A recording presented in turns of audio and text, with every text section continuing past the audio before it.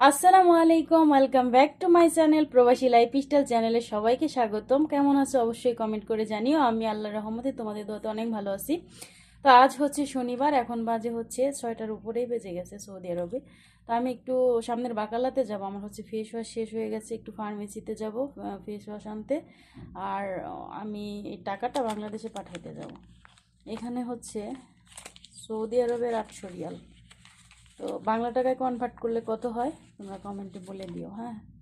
তো এটা এখন আমি বাড়িতে পাঠিয়ে দিব। আমার মেয়ের হচ্ছে গাইড কিনতে হবে, আর হচ্ছে ওই কিছু টুকিটাকি কেনাকাটা আছে, এদের প্রাইভেট মেডিকেল দেয় আর কি, ওই মাসের খরচ যেটা দিতে হয়।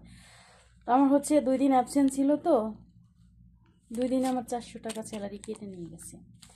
তো যাই হোক, তোমাদেরকে বলি, প্রবাসী মেয়েদেরকে তোমরা যারা গালি দাও তাদের উদ্দেশ্যে এই কথাগুলো। সেটা হচ্ছে আমরা এখানে মানে কি বলবো, আমাদের টাকা হালালের উপরে যদি কিছু থাকে সেইটা এখানে মনে করো, আমার এই প্রত্যেকটা টাকার পিছনে আমার শরীরের কত ফোঁটা রক্ত, সেটা ঘাম হয়ে ঝরে পড়ছে, সেটা আমি জানি, উপরআল্লাহ জানে।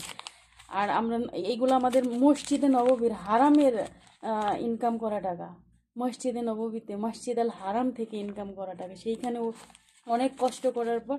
এটা কিন্তু হাদিয়ার টাকাও না, এটা একেবারে পিওর আমার এটা পরিশ্রমের টাকা। মানে হাদিয়া যেটা দেয় সেটা তো আলাদা, বাট এটা আমার স্যালারির টাকা। কালকে স্যালারি পেয়েছি, এখন আমি পাঠাই দিব বাংলাদেশে মেয়ের জন্য, ছেলে মেয়ের জন্য। তো যাই হোক, সবাই দোয়া করো আমার জন্য না, শুধু প্রত্যেকটা প্রবাসীর জন্য। আর প্রবাসী মেয়েদেরকে যারা গালি দাও তাদের উদ্দেশ্যে একটা কথা বলি।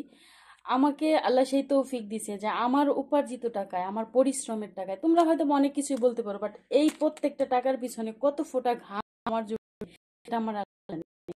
আর কেন জানি লাইটের কারণে ফোকাসটা কেমন যেন আসতেছে।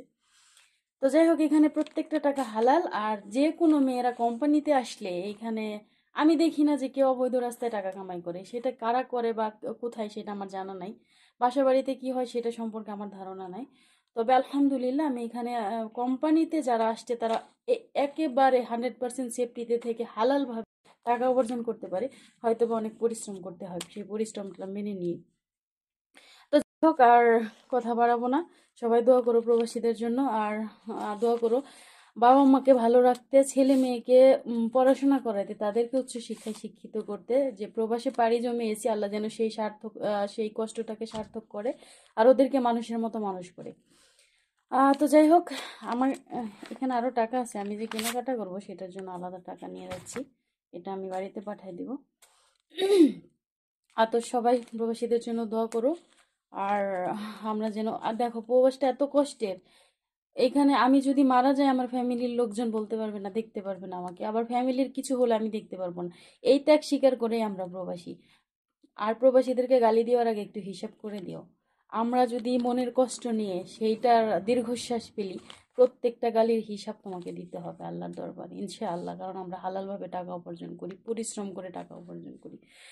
তো যাই হোক, শুধু কথাটা আমার উদ্দেশ্যে না, অনেক মেয়েদেরকেই দেখি যে সোশ্যাল মিডিয়াতে প্রায় মেয়েদেরকেই গালি দেয় যে প্রবাসে আসলেই নাকি খারাপ। এটা কেন বলে জানি না। এইখানে যতটা সেফটি, আমার মনে হয় বাংলাদেশে একটা সরকারি চাকরি করে যে মেয়ে, সেই মেয়ে অত সেফটিতে থাকতে পারে না। আর এখানে আমরা ক্লিনারের কাজ করে যতটা সেফটি, এটা বাংলাদেশ না, এটা সৌদি আরব। আসার আগে অনেক শুনছি সৌদি আরবে এইটা সেইটা, বাট আসার পরে মনে হচ্ছে যে এখানকার মতো সেফটিতে বাংলাদেশেও মনে হয়েছিলাম না।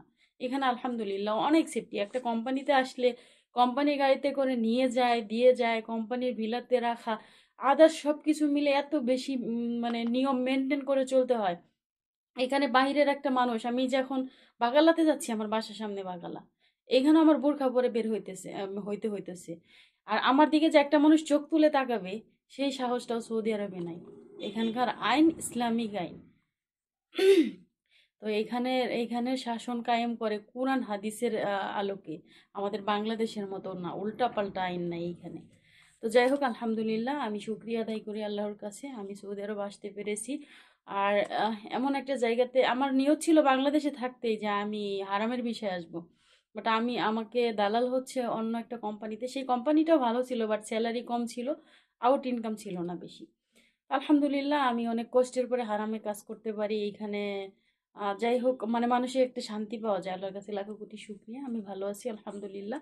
সবার জন্য দোয়া করো, ভালো থাকো তোমরা সবাই। চলো যাই, আমি এখন বাগালাতে যাব, অনেক বক বক করে ফেলছি।